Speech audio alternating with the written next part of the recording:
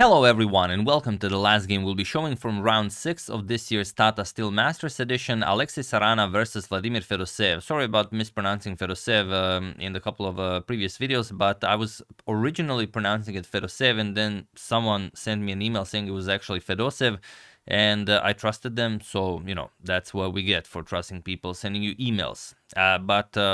Yeah, now we are continuing with the correct pronunciation, hopefully. And going into this round, both Alexey and Vladimir are without a loss. Alexey is currently on 5 draws, 5 out of 5 draws. And Vladimir started with 3 draws and then back-to-back victories against two 2800 players, Arjun Ergesi and Fabiano Caruana. So if he wins this with black, he has already achieved legendary status in this event and perhaps beyond.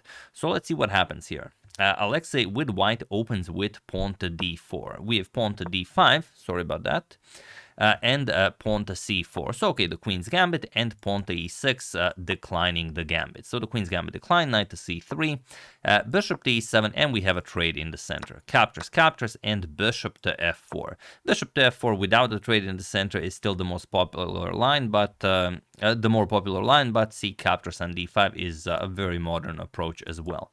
c6, we have queen to c2. e3 here is the top move that most people play, but queen to c2 also very much playable.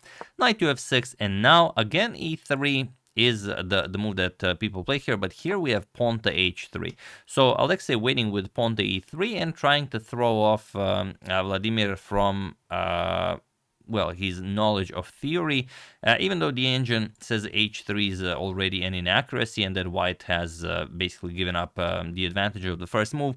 You've seen how little this means in classical chess when Norderbeck played pawn to a4 against Gukesh, I mean, where he could have played the Evans Gambit. I mean, that doesn't really matter.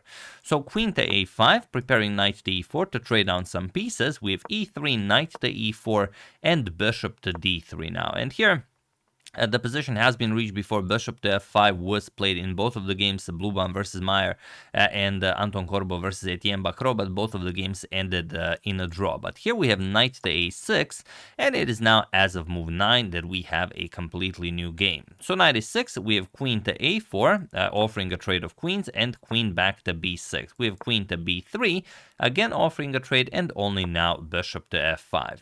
And you could play a lot of things here, like you could move the queen, you could trade queens, you could capture on e4, you could move the bishop, the bishop being on d3 just undefended like this isn't all that impressive. So here bishop captures on e4 is played, and now d captures on e4. And Vladimir definitely got the upper hand, you know, going into this weird line where white waited with pawn to e3, and now Alexey even playing pawn to h3, as now you can see that Vladimir has a firm control over the d3 square, and the knight is coming to b4 and then to d3. So how can you prevent this? Knight g to e2, knight to b4, and now of course you should castle. You don't want to see knight d3 land with check, so castles, castles, and now queen back to d1. We have bishop to g6.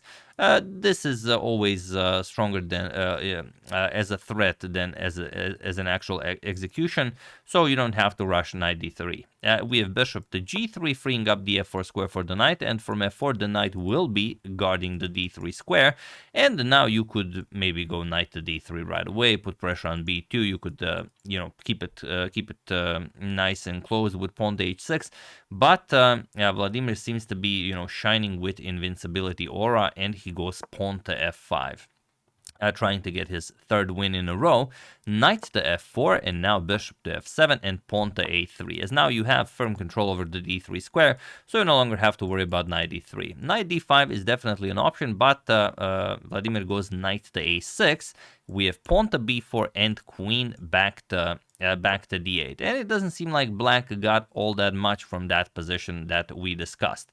And here pawn to d5, by far the best move in the position, opening up the position completely and saying that if anything happens on d5, I will claim that square with one of my knights. And also, if you're not careful, I also have very nice control over d6. This pawn might become a passed pawn.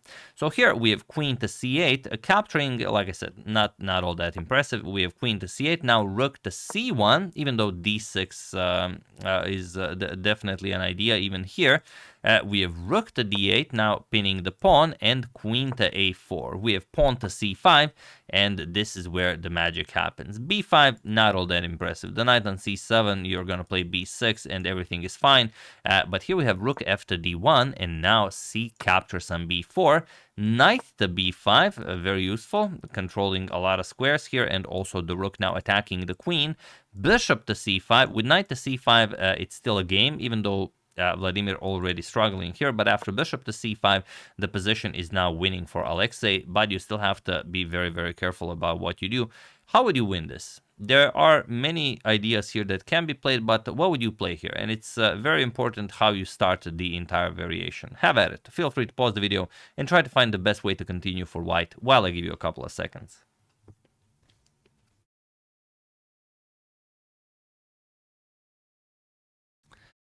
So, for those of you who were able to do it, congratulations on, well, calculating this like a machine. And for those of you who just want to enjoy the show, it is a captures on b4. That is the move. The real move is knight to e6, or maybe even bishop to h4, but not without going a captures on b4 first. That is crucial here. So a captures on b4, knight captures, as of course the bishop here is pinned, knight captures on b4, and now the knight to e6 is by far the best move. In the game, bishop to h4 was played, which is also winning, but it requires a bit more grinding. I will just show this knight to e6 line.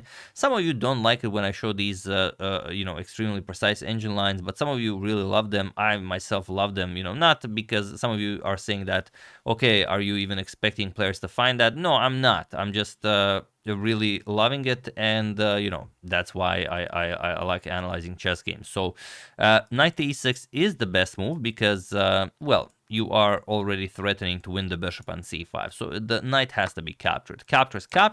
Now look at this. Rook captures. You want the rook to capture, so you unpin the bishop.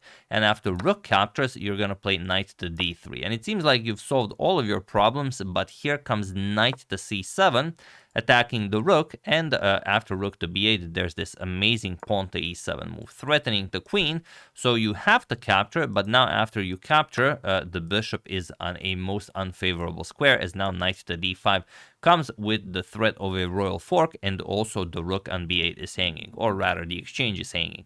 So here you would have to save the bishop, and once the bishop moves, now you capture the rook, and after queen captures, now you centralize, you pick up the f5 pawn as well, and that's it. You're up the exchange. Yes, black does have the two connected pass pawns on the queen side, but once you eliminate the f5 pawn, it will be a very, very one-sided game, and of course g6 is impossible due to immediate checkmate. So that's kind of the idea. Knight e6 works wonders here.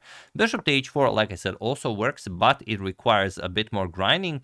Rook to d7, and now look at this. Knight captures on a7. This is so-called winning by self-pinning, and of course it seems like the knight can be captured, but of course it cannot. If you capture, then queen captures. Of course the bishop here is also pinned, and to make matters worse, you cannot go rook to d8, and you cannot go anywhere with your king. You're gonna have to give up the bishop just to free up the f7 square, and now really whatever. I mean, you're up a full rook, you will win this game easily. So after knight captures on a7, not a lot of good moves. b6, maybe you can somewhat hold on, but after queen to e8, now it's Alexey all the way. Rook captures on c5, and now we have knight to a6. Attacking the rook, also the knight is now hanging on a7. Rook back to c1. You could also play rook a5, but there is no need for fancy stuff here. The position is just that much better for Alexey. Rook captures on a7, and now pawn to d6. Just throwing a bone at Vladimir's throat. Pawn to h6, and now bishop to e7. Bishop to e7. Maybe not the most precise move, but with Vladimir less than a minute on the clock, with 9 more moves to reach time control, it is more than enough. Here, it's hard to even find a good move. Pawn to b5 was played, queen captures on b5, and now rook captures on e7, attacking the white queen while also defending the black queen. But Alexey calculates precisely. Queen captures, rook captures, and pawn to d7. And, well, one could easily resign here, but, you know, it's hard to resign after winning against 2 2800s in a row. Of course, you will try everything. Rook d8, the simplest solution, of course, is rook to c8, and after you block, you're just going to capture. You bring a queen into the game, black captures, you're going to capture with check. You get the h7 square, but it doesn't matter. I mean, you're down the exchange, and you're going to lose this easily.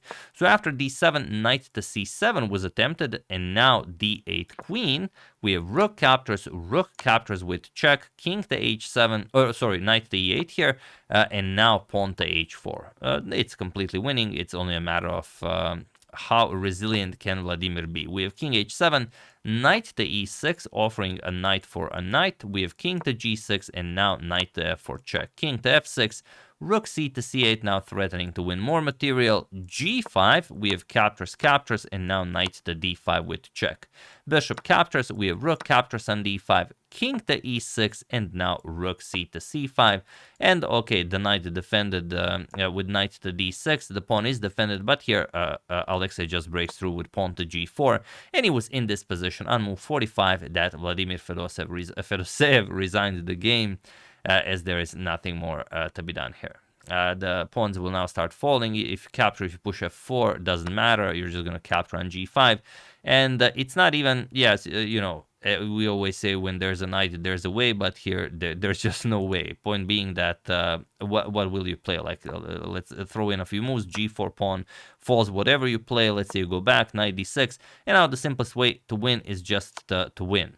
As silly as that sounds. You're going to give a check, the king will defend, you're going to pin, threaten to win material, and once black defends, you don't even have to calculate this because the king and pawn endgame is winning. You can just trade everything. Captures, and now you will simply outmaneuver the black king. Whatever the black king plays, you will always have more squares because you control more squares. Let's say king f5, king h4, king g6, and now you just go after the pawn, and that's it. You pick up the pawn, 2 extra pawns, of course, completely winning. So yeah, beautiful stuff by Alexey, playing a couple of weird moves in the opening, but I guess that's what needs to be done, you know, to take down a tricky, strong player like Vladimir Fedoseev. And if some of you have missed my previous video, I of course suggest you check it out. I mean, Gukesh versus Abdusattorov. But in case you cannot, here are the standings after 6 rounds. So the leaders, Nodirbek and Pragnananda, 4.5 points. Gukesh, world champion, trailing by half a point, 4 points. Then 3.5 points, Vladimir Fedoseev, Pentala Harikrishna, Alexey Sarana. 3 points, Fabiano Caruana, Wei Yi, Vincent Keimer. 2.5 points, Anish Giri. The Dutchman, Jordan and Max on 2 points. Arjun Ergaisi on 1.5, and Leon Luke Mendonça also on 1.5. So yeah. Those were the standings. Hope you guys enjoyed that as well. I would like to thank Evert Mulder, John Tardif, Maximo Eisern, Pablo Mohan, and Edmund Freeman for your contribution to my channel. Thank you a lot. I really appreciate it. As usual, you can check 2 of my previous videos here. Thank you for watching, and I will see you soon, continuing to check up on your wonderful suggestions, but mostly covering the Tata still until it finishes, as it is one of the greatest tournaments ever. So thank you all. I will see you soon, and have an excellent rest of your day.